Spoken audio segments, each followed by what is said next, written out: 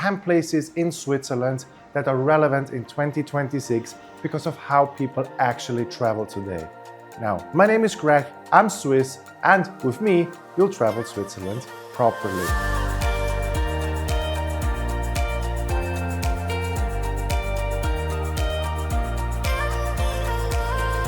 Now, Lauterbrunnen is one of those places people recognize long before they ever arrive in Switzerland. You'll see the narrow valley with the cliffs that rise almost straight up and the famous waterfalls that drop down from what seems like heaven.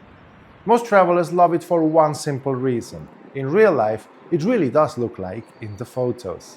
What makes Lauterbrunnen especially attractive is how easy it is to experience. You arrive by train and only need to walk a short distance to already be in the middle of this wonderful landscape. From Lauterbrunnen, you can also explore the valley itself or use it as a gateway to places like Mürren and Wengen higher up. But over time, Lauterbrunnen has filled up. Visitor numbers are now consistently high, and even with efforts to manage tourism, crowds have become part of the experience, especially in summer. I would still visit Lauterbrunnen though in 2026, and the reason is simple. It is not going to get quieter. If you want to see Lauterbrunnen once, then this year is still a reasonable moment to do it. Waiting another few years is unlikely to improve the situation. But if you're actually looking for a village with fewer people and a much slower rhythm, there are still places where access naturally limits crowds. For example, Quinten. This village is only 1 hour from Zurich and most people will actually never visit it. Now, Quinten is a place most people don't stumble upon by accident. There's no road that leads there. You either arrive by boat across Valensee or on foot along a path next to the lake. And that alone already determines who ends up coming. Quinten is small and quiet, and once you arrive, there isn't much to do, in the usual sense though. You walk through the village, sit by the lake, maybe stop for a meal, and just be in the moment. What makes this so interesting is how close it actually is. From Zurich, you can reach Valensee in only about an hour, yet Quinten feels completely removed from the pace of everyday travel and the interests of tourists. Now, because the access is limited and there aren't 20 other highlights just next doors, crowds never really build up here. Even in summer, stays calm, and in a way that's become really rare in Switzerland. If Lauterbrunnen shows what happens when a place becomes too easy to reach, Quinten shows what changes when access itself sets the limits.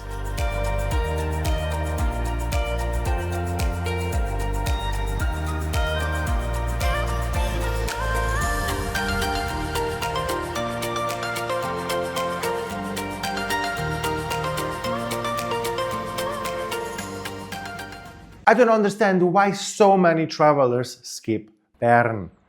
Bern often gets overlooked, which is exactly what makes it so real. It's the capital of Switzerland, but it doesn't behave like a capital in the usual sense.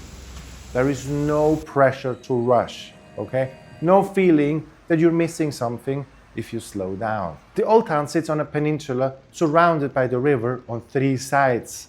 You can keep walking without planning and you'll see naturally what matters. Compared to places like Zurich or Lucerne, visitor numbers are noticeably lower even in summer.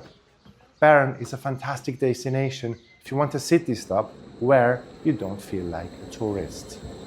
The old town plays a big role in that feeling. Its arcades run for what seems like kilometers through the center. There, you walk past small boutiques, bookshops, bakeries and cafes, most of them independent still. Down by the river, near the bear pit, the atmosphere stays the same. People pass through, sit nearby, and treat it like part of their daily route. At the same time, it's extremely well connected. From Bern, you can easily reach the Alps, lakes, and other cities. This makes this place a very practical base for trips where you don't want to change hotels constantly. Now, if you want a city that feels truly local and is not built around tourism, Bern is one of the best places to experience that. Now, if you want to see complete remoteness, on the other hand,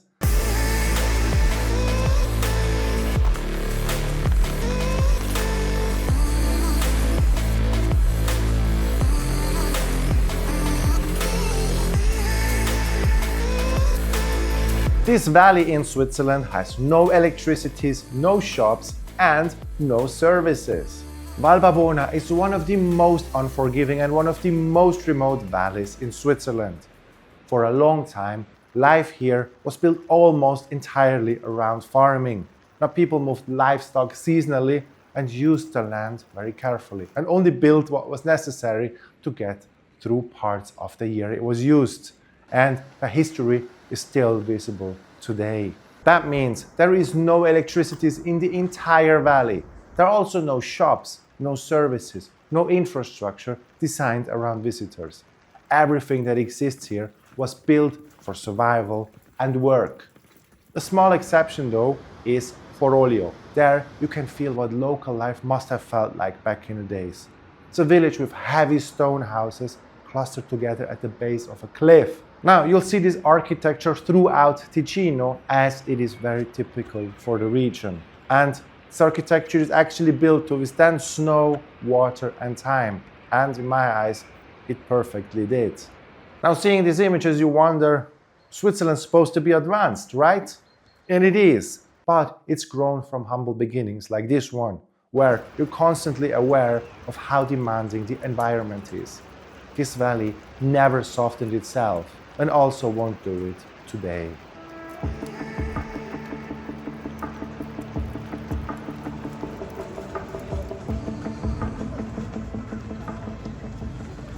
Basel sits right at the corner of Switzerland, where the country meets France and Germany. It's a working city first. People live here, commute, go to work, and that daily rhythm shapes how that city feels. Now, the Rhine also runs straight through the center. Locals spend time along the river, walk its banks, and in warmer months, use it even as part of their commute. Basel is also known for culture, but it's not concentrated in one place only. Museums and galleries are spread out throughout the city. Now, this place is a fantastic city to explore and immerse if you want to experience something urban without that constant tourist pressure. You can arrive, settle in, and let the city unfold at its own pace. In other words, feel like a local immediately.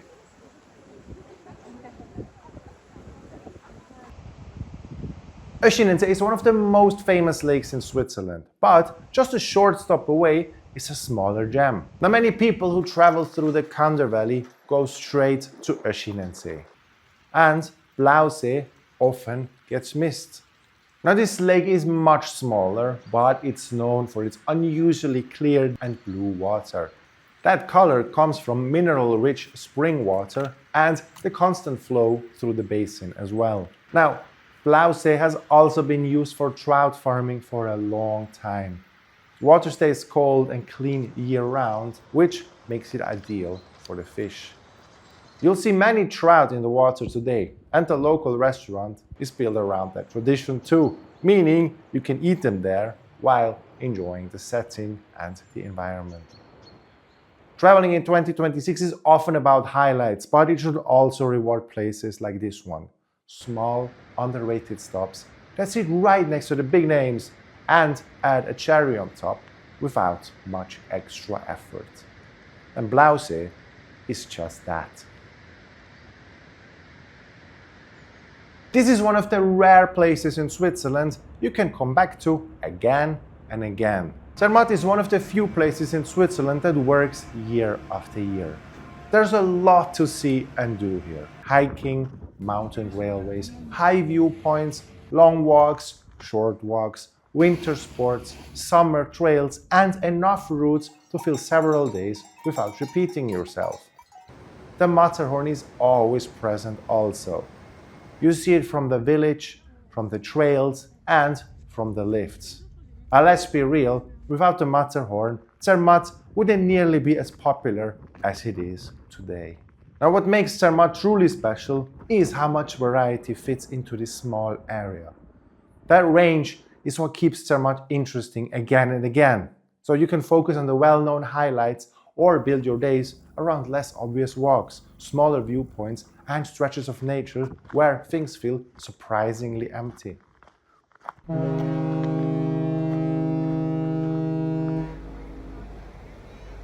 Most people ride a boat on Lake Lucerne without ever stopping in this village.